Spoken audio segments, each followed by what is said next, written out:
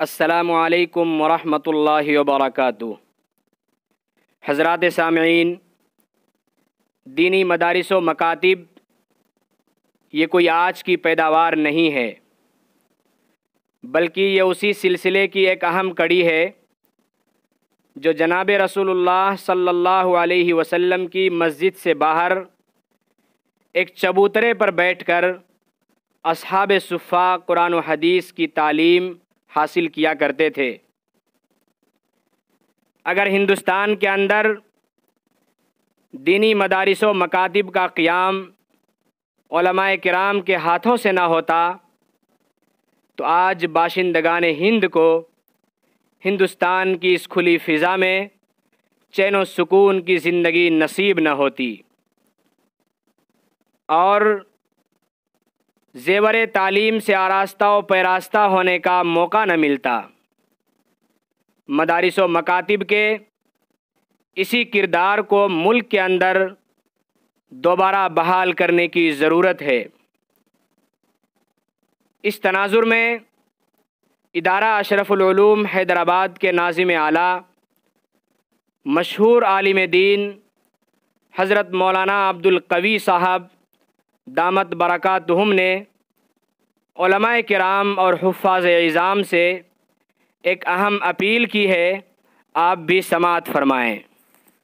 عقائد کی تعلیم، ایمانیات کا مذاکرہ، اللہ کے معرفت، نبی کی عظمت اور ان کے حقوق کا تذکرہ کہ نبی کے ہم پہ کیا کیا حقوق ہیں، یہ گھر میں کرو اور اس کے لیے مکاتب بھی قائم کرو تاکہ علماء حفاظ مکاتب قائم کریں، تاکہ گھر والے نہیں کر رہے ہوں تو کم سے کم ہم نائب نبی ہونے کی حیثیت سے اس کا کچھ حصہ تو ادا کر دیں، اپنا حق تو ادا کر دیں۔ ہماری ذمہ داری تو ہے۔ گھر والے بچوں کو ملحد بنا رہے ہیں، زندیق بنا رہے ہیں، تو خیر گھر والے تو جواب دیں گے ہی، محلے کے پیش امام صاحب بھی تو جواب دیں گے۔ تو اس لیے مکاتب کا قیام کیجیے، منظم مکاتب۔ ہمارے 2000 کے واسطے نہیں، ملے نہ ملے، لیکن میرے ذریعے سے محلے کے 10 20 25 50 بچے جہنم کی آگ سے بچ جائیں۔ قوا انفسکم واہلیکم نارا، اپنے اہل میں اپنے خاندان والے داخل ہیں، اپنے اہل میں اپنے تحت کام کرنے والے داخل ہیں، اپنے اہل میں اپنے اڑوس پڑوس جن سے ہمارے ساجھے ہیں، محبت ہیں، رشتہ داریاں ہیں، یہ سب داخل ہیں۔ آپ ان کی فکر کیجیے۔ اس لیے یہ بات کی بار بار توجہ دلائی جا رہی ہے، بالخصوص آنے والے دنوں کے لیے ابھی سے مسلمانوں کو بہت سخت تیاری کرنے کی ضرورت ہے، اس لیے کہ آنے والے دنوں میں کسی ایک اسٹیٹ میں نہیں بلکہ پورے ہندوستان میں ایک نیا نظام تعلیم آ رہا ہے، پورے ہندوستان میں آ رہا ہے۔ آنے کی پوری تیاریاں ہیں، ہو چکی ہیں، اور وہ سب کچھ پاس ہے، منظور ہے، قانون بن چکا ہے، نفاذ کی تیاریاں ہو رہی ہیں، سلیبس پرنٹ ہو رہا ہے، سب ہو رہا ہے۔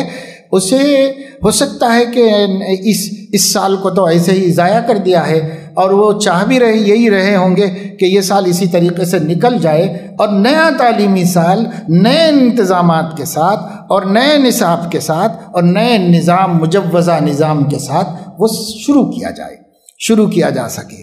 تو اس کی تیاریاں مکمل ہیں۔ غالب گمان یہ ہے کہ اس آنے والے تعلیمی سال سے اس نظام کو نافذ کر دیا جائے گا، یا ہو سکتا ہے آگے پیچھے ہو جائے تو 1 سال اور لگے گا، بس اس کے بعد وہ نظام نافذ ہو جائے گا۔ اس نظام میں کوئی، کہتے ہیں ماہرین کہ تعلیمی خرابی نہیں ہے، نصاب اچھا ہے، نظام اچھا ہے، ترتیب اچھی ہے، اور بچوں کے پڑھنے میں جو سہولتیں دی گئی ہیں وہ سہولتیں بچوں کو زیادہ سے زیادہ تعلیم یافتہ بنانے میں مددگار ہے، معاون ہیں۔ بہت خوبیاں لوگوں نے اس میں دیکھی ہیں، اور بہت خوبیوں کا لوگ ذکر کرتے ہیں، جو ماہرین ہیں، دنیا بھر کے نظاموں کے ماہرین ہیں، وہ بھی اس کی تعریف کرتے ہیں۔ تو یہ کوئی گیا گزرا نہیں ہے، اس نصاب سے وہ خطرہ نہیں ہے۔ اس نصاب میں جو روح شامل کی گئی ہے وہ روح توحید کے خلاف ہے اور کسی مذہب والے کو کوئی خطرہ نہیں ہے، سب کے لیے وہ بہترین اچھی چیز آ رہی ہے۔ صرف مسلمان کے لیے یہ خطرہ ہے کہ ان کے بچوں کے اندر سے توحید کی اسپرٹ ختم ہو جائے گی۔ اس کا خطرہ صرف مسلمان کو ہے اور کسی کو نہیں۔ توحید اس لیے کہ پورا کا پورا نظام وہ بنایا گیا ہے شرک کی بنیادوں پر، اور اس کا نام ہندوازم یا ہندو کلچر نہیں رکھا گیا ہے، کیونکہ پتہ ہے کہ اس سے کوئی قبول نہیں کرے گا، اس لیے اس کا نام رکھا گیا ہے بھارتیہ کلچر۔ یہ بھارت کا کلچر ہے، آپ بھارتی اپنے کو کہتے ہو تو ماننا پڑے گا، آپ کو اس ملک کے کلچر میں ڈھلنا پڑے گا، آپ کے بچوں کو ڈھلانا پڑے گا اس میں۔ یہ چیز انہوں نے لائی، اور اسی وجہ سے کوئی قوم متفکر نہیں ہے سوائے مسلمانوں، اور مسلمانوں کا بھی جدید تعلیم یافتہ طبقہ متفکر نہیں ہے، اس لیے کہ اس نے اس پالیسی کا جائزہ لیا ہے تعلیم کے معیار کی حیثیت سے، تو ان کو خوبیاں ہی خوبیاں دکھائی دی، اس لیے وہ بھی مخالف نہیں، وہ مسلمان بھی مخالف نہیں۔ اب صرف وہی مخالف ہیں جن تعلیم یافتہ لوگوں کو مذہب کی بھی اہمیت کا پتہ ہے، عقیدے کی اہمیت کا پتہ ہے۔ ہمارے ایسے اسکالرس اور جدید تعلیم یافتہ لوگ، ان لوگوں کو فکر ہو گئی ہے، اور انہی کے سمجھانے سے ہم علماء نے سمجھا ہے کہ اس میں یہ خطرہ ہے، اور یہ خطرہ بہت بڑا خطرہ ہے، معمولی خطرہ نہیں۔ اب آپ دیکھ رہے ہیں یہ حکومت جو بل پاس کرتی ہے قدم پیچھے اب تک تو نہیں ہٹائی ہے۔ یہ ایجوکیشن پالیسی میں بھی وہ نہیں ہٹائے گی، یہ بہت سوچ سمجھ کر منصوبہ بند طریقے پر وہ آئے ہیں سامنے، یہ قدم پیچھے نہیں ہٹائیں گے۔ گھٹنے ٹکوا رہے ہیں کسانوں کے، اور اب ان میں پھوٹ ڈالی جا رہی ہے۔ اب ان میں سے کچھ لوگ حکومت کی طرف ہونا شروع ہو چکے ہیں، وہ خود ہی ٹوٹ جائے گی تحریک، وہ خود ہی ختم ہو جائے گی۔ جس قوت سے وہ اٹھے تھے، طوفان بن کے اٹھے تھے، آندھی بن کے اٹھے تھے، اس طوفان آندھی کو وہیں ختم کرنے کا سامان انہوں نے کر لیا ہے۔ وہ پہلے سے ریڈی ہیں ہر چیز کے واسطے، وہ ہماری طرح غافل نہیں بیٹھے ہوئے ہیں، وہ پہلے سے تیار بیٹھے ہوئے ہیں، تیاری کر کے بیٹھے ہوئے ہیں وہ۔ تو اس وجہ سے اب ہمارا یہ کہنا کہ ہم مسلمان نہیں مانیں گے، ہم مسلمان یہ تعلیمی پالیسی نہیں قبول کریں گے، تو وہ بولیں گے کہ دوسرے معنوں میں تم یہ کہنا چاہ رہے ہو کہ ہم بھارتی نہیں، ہم پاکستانی ہیں، یہ کہنا چاہ رہے ہو، تو یہ تہمت ہم پر لگا دی جائے گی اور ہمارے لیے راستہ اور مشکل کر دیا جائے گا۔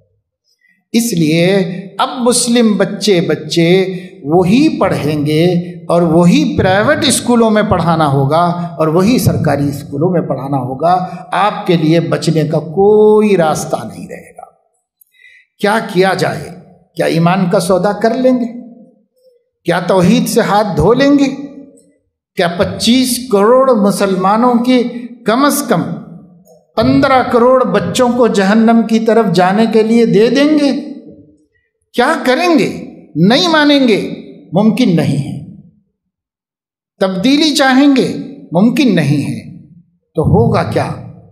اس کے لیے واحد راستہ اگر اب باقی رہ گیا ہے توحید، رسالت، عقیدہ، ایمان کی سلامتی کا، تو صرف ایک ہے اور وہ ہے مکاتب کا سسٹم، اور کوئی راستہ نہیں۔ مکتب مضبوط کیجئے، مکتب چل۔ اب صورتحال یہ ہے کہ مدرسہ کھولنا ضروری نہیں ہے، مکتب کھولنا ضروری ہے۔ مدرسے کی تعلیم فرض کفایہ ہے اور مکتب کی تعلیم فرض عین ہے۔ فرض عین کی طرف توجہ دیجیے۔ ہنگامی اوقات میں سب کو بسا اوقات اپنا کام چھوڑ کے بھی دوسرا کام کرنا پڑتا ہے۔ کتنے ناظم خالی بیٹھے ہوئے ہیں، کیوں نہیں مکاتب قائم ہوتے؟ اور کتنے لوگ علماء بیکار ہیں، کیوں نہیں مکتب قائم ہوتے؟ 8 مہینے ہم کو ملے، 8 مہینوں میں ہم قوم کے بچوں کو کہاں سے کہاں پہنچا دے سکتے تھے اگر ہم مکتب کی محنت کر لیے ہوتے اس کے اوپر۔ تو نہیں، ہم نے نہیں کیا۔ یاد رکھیے میرے دوستو، آپ سے اور آپ کے حوالے سے، آپ کے علاقے کے تمام علماء سے، حفاظ سے، مؤذنین سے، ائمہ سے درد مندانہ اپیل ہے کہ آپ یہ بات ہر ایک تک پہنچا دیجئے کہ اگر یہ مکتب کا سلسلہ بہتر، منظم، مخلصانہ اور نبی کی محبت کو اپنے دل میں لے کر نبی کی امت کی محبت کو بچانے کے لیے آپ نہیں کریں گے تو اللہ کے نبی کو منہ نہیں دکھا سکیں گے قیامت میں۔ یہ اتنی بڑی ذمہ داری ہے۔ اب دوسرے کام کم کیے جا سکتے ہیں، دوسرے کاموں کی زیادہ فکر اب نہ کریں تو چلے گا۔ اب اس کی فکر ہو کہ ملت کی نئی نسل کا ایمان ہم مکتب سے بچا کر اسکول بھیجیں، اگر یہ مومن بن کر نہیں جائیں گے تو مشرک بن کے واپس آئیں گے۔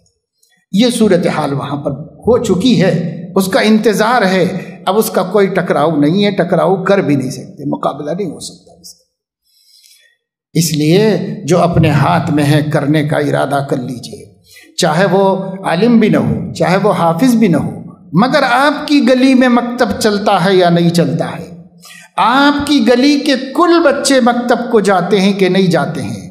آپ چاہے حافظ نہ ہو، عالم نہ ہو، لیکن اپنی گلی کی فکر کیجیے، اپنی گلی کے حد تک فکر کر لیجیے، میری گلی کے بچے مکتب جاتے ہیں کہ نہیں جاتے ہیں، اس کی فکر کیجیے، ورنہ یہ طوفان ہے، طوفان ہے، اور بہت بہت خطرناک طوفان ہے۔ اور وہ سونامی آئی تھی ہوگی تو آ کر کے کچھ لوگوں کو ہلاک کر کے گئی ہوگی، جو ایمان پہ مرے جنت میں گئے، اور جو بھی ایمان میں گئے اپنے انجام کو گئے، اتنا ہی تو ہوا۔ یہ طوفان، یہ سیلاب، یہ موجیں ہماری زندگی لے سکتی ہیں، ہماری جان لے سکتی ہیں، لیکن یہ جو طوفان، جو سیلاب آ رہا ہے اور مضبوط موج، خطرناک موج کی شکل میں آ رہا ہے، یہ ہمارے بچوں کا ایمان لینے والا ہے، اس سے کم کے لیے راضی نہیں ہے، ایمان